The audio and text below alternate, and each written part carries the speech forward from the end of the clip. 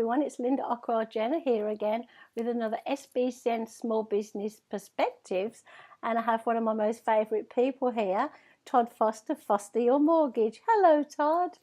Hi, Linda. Thanks so much for having me once again. Well, thank you for coming along. I know you're very busy and you've got a family to be thinking about, so this should be your downtime, and I'm going to actually ask you lots of questions. Which is perfect because I always can make time for you, Linda. Thank you. So, one question I wanted to lead into is one of the things that stands out from your brand is basically you introduced me to videos in emails. Yes. How did you come up with that idea? I've seen a lot of social media that's been geared and generated towards the notion of video and trying to attract the attention of potential clients.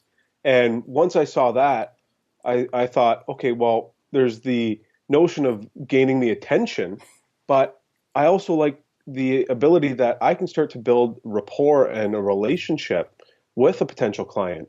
So, for instance, my business is based mostly on referrals. So a lot of clients don't know me personally; they've just heard about me Exactly. from current clients. So what I like to do is I like to offer up a quick introductory video through email, just so they can kind of get a feel for me and kind of how I work. And I do a quick little introduction about myself. I love it. I love it because you're right. You are the brand, and the people who don't know you, your personality, comes out. And so I kind of stole your idea, not for my emails, but for other stuff. So thank you, Todd. Which is perfect. You helped me. which is perfect, and I'm happy to share that kind of stuff because I know there's so many people such as yourself who have helped me with to tinker around with, and I found video to be such a positive thing for the relationships that I have with my current clients right now. Yeah. Talking about helping, did you have a question about helping? Well, I'm always admiring how you're always willing to help others, and I know from my point of view, my business is built on helping others. I help them with their finances. I help them obtain a mortgage. I Yeah. help them understand terminology, Mm-hmm. and I thoroughly enjoy that, and I build on the experience. Now, someone such as yourself, you are constantly helping everyone and anyone wherever you go, and I am just flabbergasted at how spunky and energetic and engaging you are when it comes to that kind of thing. So I'm just admired by how much you're willing to help people, and Thank you. it resonates with myself to want to continue to help people even if they're not current clients. That's a really good point because I was talking about this recently at another event. I'm energized by people, and people say they're energized by me. And so by offering to help each other, it creates this fantastic feel of health and wellness. I think I feel healthier when I'm energized. And I will be honest with you. Have you ever been asked, how are you today? How you doing today, Todd? Yeah. Yes, constantly. But how many people really want the answer and really wait for the answer? Not too many. Yeah, so Not I too always say, many. don't ask that question, whereas you and I really mean it. And I think this is why our relationship has developed. We really talk to each other with intent and listen to each other with intent. And so I started my business to help people. Luckily for me, pay some bills now, otherwise I'd be living on the street. But I do think like attracts like. I think this is why if I needed a mortgage, yes, I would come to you because I think you're very amazing, you're very trustworthy, and I really like what you do. So, helping's a big part of your business growth. I understand that. But when we were talking about marketing just now in the videos, I think you're very wise. A lot of people say, no, no, no, I don't want to be the face of the business. I want to look like this big brand. But then how can you build the trust if nobody sees you or knows your personality? It can't be built, can it? No, exactly. And I find that a lot of small businesses, particularly, they try to make themselves look bigger than what they are. And I'm completely comfortable in my own skin and knowing that I'm small business and I am who I am and I'm confident in what I can provide. and I provide an experience that you're going to enjoy, and the video allows that. Yeah, yeah. I think it's amazing. It's amazing what video can do, and the video also it's essentially like networking, just not face to face. Yeah, I mean, So because you can't network with everybody face to face, can you? I mean, as you're introducing yourself to your new clients, they may be in another part of the city where you live or in another city. So that gives them the incentive to want to get to know you, Todd, I think. well, exactly, and you can use the video for so many different things. So I have them arranged for different parts of the cycle with my clients. So I have an introductory email. Then I have emails that go through as we're going through the process of, okay, we've gotten this document, we've gotten this document, we're Oh, waiting for this, I didn't and know. then at the end there's a video to congratulate them, Wow. welcome to the family, as we like to say, and then I follow that up with other touches throughout the year, whether it's through a video newsletter. But one of the things I also like to do is on their birthdays, you can simply put the birthdays into a calendar, have it pop up, and simply send a video through a text message. I love it. I And, really love it. and it's amazing because one of it is I'm completely sincere about it. So when I'm taking the time out of my day, like what you're saying, when someone asks you, how are you? When I ask it, I'm taking time out of my day, so I really Oh, want an answer. I So love when I it.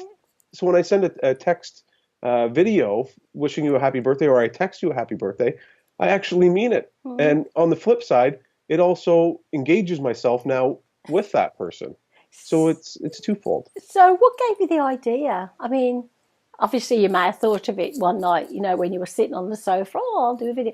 Did you discover the video idea from someone else, or did you read about it?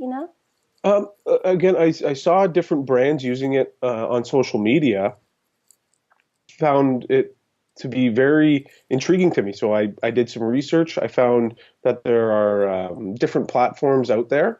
And so I researched the platform. It does cost money, but Yeah, I found a platform that worked for me and what I was trying to do. yeah. And I've just found that just the video is just fantastic. And you wouldn't believe the number of people that then respond with a video back. I was going It's to the ask. Yeah, I was going to ask you that. Is that how you measure the success of this marketing initiative? If people send a video back, or do they comment on it? Do you get many comments on it?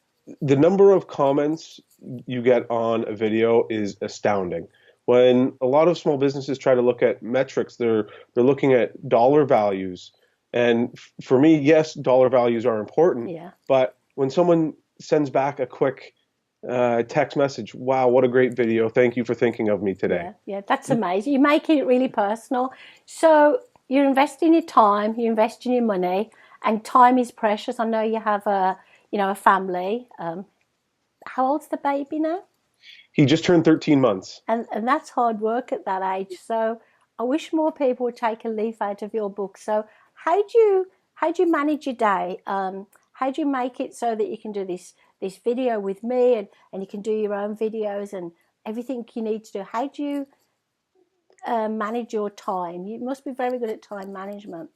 Well, so what I would do is I used to chunk my time, say I've got 2 hours to do emails, I've got 2 hours to do content creation, 2 hours, and it doesn't need to be 2 hours, but I used to chunk it. Mm. Then came along my son, and that kind of changes everything. Oh, But I simply just rearranged my day, and I still put, say, 2 hours hypothetically towards content creation, mm-hmm. but it might not be from 12 to 2 now.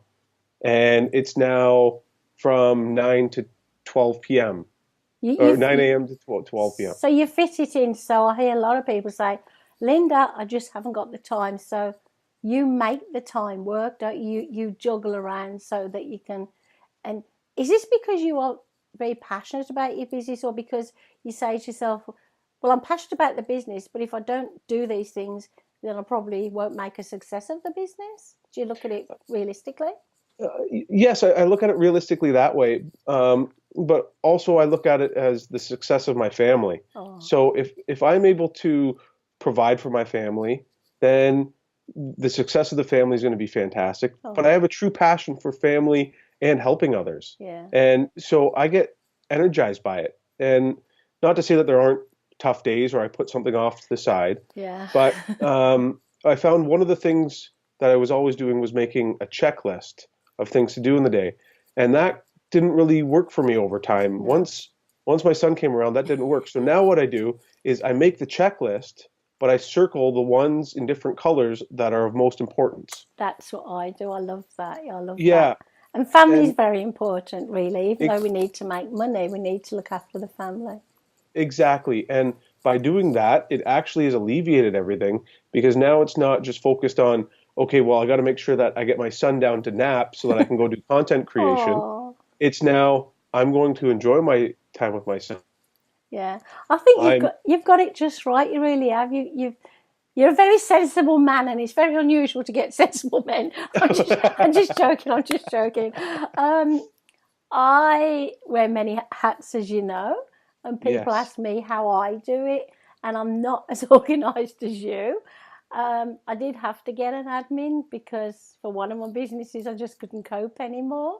Yes. Is there anything, any of your tasks that you've had to outsource at this point that you feel you can't take care of because you're too busy doing what you're really, really good at? So I've tried that, and some part of me might seem like it's more of a control issue, Yeah. but it truly isn't. I found that content creation, it wasn't me. So someone was sending out Oh, content, but it wasn't exactly me. yeah. And for me, I want it to sound like me. I want it to be from me. It is me. Authentic, authentic. And I don't know where you were getting your content from, but and this might make people annoyed, but it happens.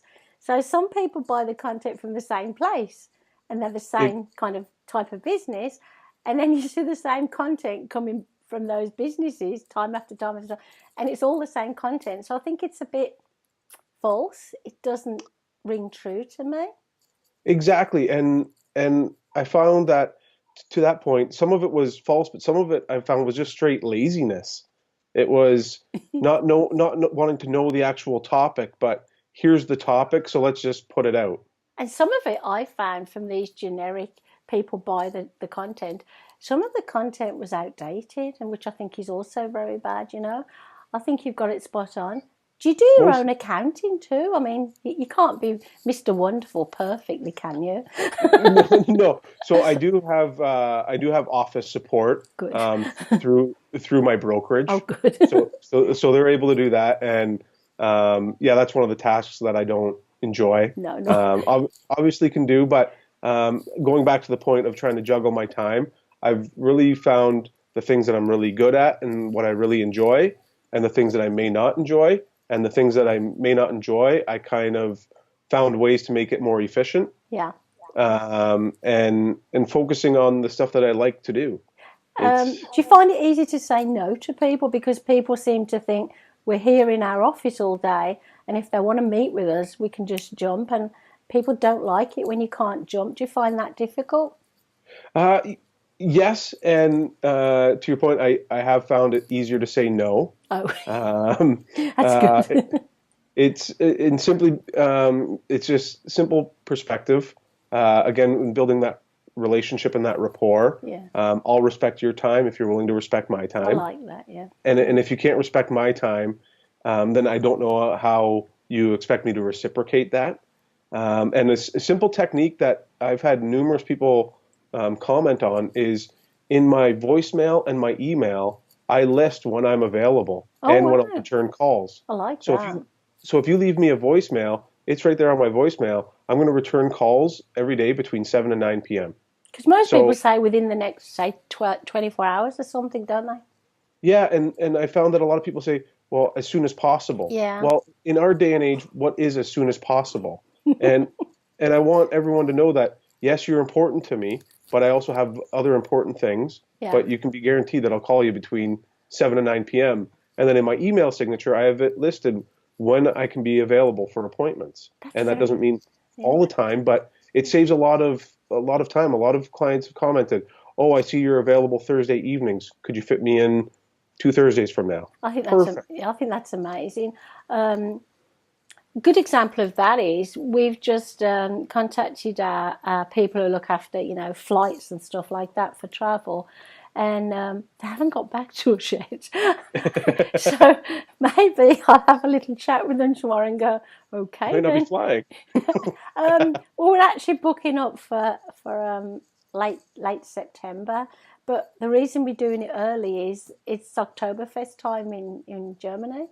And can you imagine how much the flights are going to be closer to the time? My goodness. So we've already, but yeah, thinking about it, um, I would have liked an email back from my person saying, I will reply at some point. So maybe I'm going to tell him off now.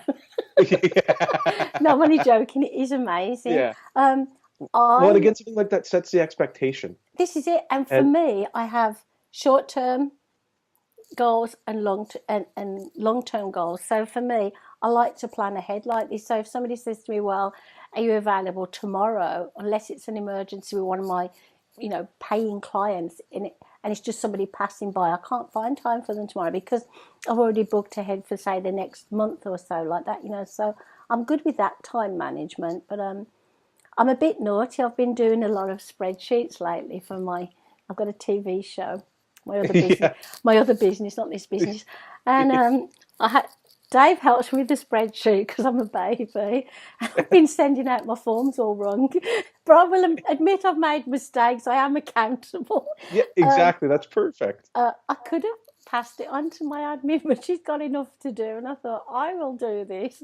It's what I find remarkable though, the people I've made mistakes with have been so nice about it and so kind to me. Everybody makes mistakes, and I think that's because I admitted I made a mistake. And some people can't do that, can they?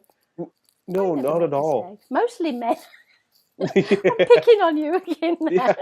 Well, it's okay. And I find, yes, in my business, mistakes do happen. And in such an emotional process, Yeah, it's mortgages. Yeah. I would much rather be upfront and just say that an error was made. And if the client doesn't want to deal with me and can't show empathy that way, then it's a lesson for me to learn and an opportunity for me to learn from. Yeah, yeah. When you say mistake, what kind of mistakes could you make then? Like, okay, you've got this zero interest mortgage rate. Yes. That'd be a good one.